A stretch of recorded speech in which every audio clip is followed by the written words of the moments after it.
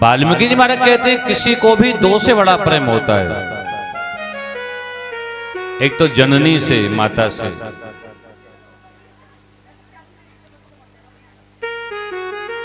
और दूसरा क्या है, जन्मभूमि से।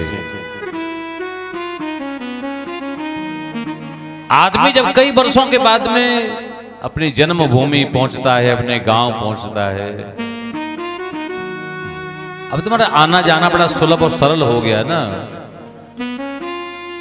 लेकिन पहले लोग जल्दी से आना जाना हो नहीं पाता था। आजकल तो सारी सुविधाएं हो गई है ना, तो ये फीलिंग से भी खत्म हो गई। हाँ, पहले कोई अपने घर से जाता था, घर के लोगों को पता नहीं होता था बेचारा वो कहाँ है, वो क्या कर रहा है। कभी महीने दो महीने में कोई सूचना मिलती, कोई चिट्ठी आ जाती, कोई पत्र आ जाता, तब जाके समाचार मालूम पड़ते थे। हाँ, आज सब सुविधाएं हो गई हैं तो प्रेम भी खत्म हो गया है। हाँ, नहीं तो पहले कोई अपने गांव जब बहुत दिन में लौट के आता था ना, तो गांव को देख के ही आंख में आंसू आ जाते, देखो ये हमारी जन्मभूमि है। गांव का एक एक आदमी बड़े प्रेम से मिलता था, सब गले लग जाते एक दूसरे के।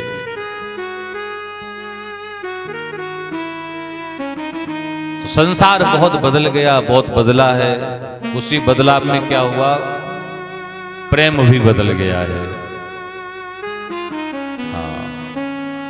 तो बस ये है कि बलराम जी को उनके मित्रों ने कई साल बाद देखा,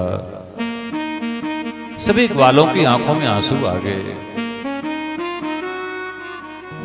किसी के भी प्रेम को दो स्थान पर ही देखा जाता है, या तो जब मिलन होता है तब, या जब विदाई होती है तब। आज बलराम जी हमारे ब्रजवासियों से मिले, एक एक ग्वाल को अपने हृदय से लगा रहे हैं बलराम जी। यशोदा मैया को मालूम पड़ा है, वो भी बाहर आ गई बलराम जी का दर्शन करने के लिए। बलराम जी रथ में बैठे थे, आज मैया को देखा, नीचे उतर पड़े और अपना मस्तक मैया के चरणों में रख दिया। मैया ने बलराम को उठा करके अपने हृदय से लगा लिया। नंद बाबा ने बलराम जी को अपने हृदय से लगा लिया। और लेकिन यशोदा मैया आज रोती ही जा रही थी, रोती ही जा रही थी। माँ के अश्रुपात बंद नहीं हो रहे थे।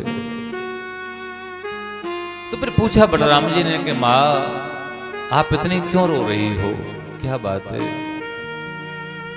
तब मैया ने कहा कि बेटा बलराम, तुझे आज बहुत दिन बाद देखा है ना, और आज मैंने पहली बार तुझे बिना कृष्ण के देखा है, क्योंकि तू हमेशा मेरे कृष्ण के साथ मैंने देखा। तो बेटा तुझे देख करके ना मुझे अपने बेटा कृष्ण की बहुत याद आ रही है। यदि मेरा बेटा कृष्ण भी तेरे साथ आ जाता तो मैं कृष्ण को देख लेती, पर मेरा दुर्भाग्य है, ये मैं क्या करूं। पता नहीं मेरे से कौन सी गलती हो गई, कौन सी त्रुटि हो गई कि मेरा बेटा कन्हैया जब से गया वापस लौट करके नहीं आया। इस प्रकार से बलराम जी महाराज कहते हैं, माँ अब हमारा कन्हैया ना बहुत बड़ा आदमी हो गया है मैया, वो राजा बन गया है, और राजा को ना बहुत सारे काम होते हैं माँ, हमारे कन्हैया को समय नहीं मिलता है। लेकिन माँ मैं जो आपके पास में आया हूं ना, तो अपने मन से नहीं आया, मुझे कन्हैया नहीं भेजा है। मतलब कन्हैया को आपका ध्यान है मां पूरा। कृष्ण कठोर नहीं है मां, व्यवस्थाओं से लगता है कि वो कठोर हो गया है हमारा कन्हैया, लेकिन कृष्ण कठोर नहीं है। माँ आपको बहुत प्रेम करते हैं, वो कृष्ण आपको बहुत प्रेम करता है मैया। इस प्रकार से यशोदा मैया ने कहा ठीक है बलराम बेटा, जब तू यहां से द्वारका जाए ना तो मैं कृष्ण के लिए कुछ सौगात दूंगी, कुछ भेंट दूंगी, वो सबको ले जाके तू मेरे बेटा कृष्ण को देना। इस प्रकार से बलराम जी महाराज 6 महीने तक वृंदावन में रहे। बलराम जी ने यमुना जी का आकर्षण किया, यमुना जी को कहा कि मुझे पानी पिलाओ आकर के, तो यमुना ने सुना नहीं। तो भगवान बलराम को क्रोध आ गया, बलराम जी ने यमुना को हल डाल करके खींच लिया। इसलिए वृंदावन में आज भी आप जाएंगे तो यमुना जी टेढ़ी है वहां पर, मतलब धनुष के आकार की है यमुना जी वृंदावन में। इस प्रकार भगवान बलराम जी ब्रजवासियों से मिलकर के द्वारकापुरी पुणे पहुंचे, ब्रजवासियों की कुशलता सुनाई।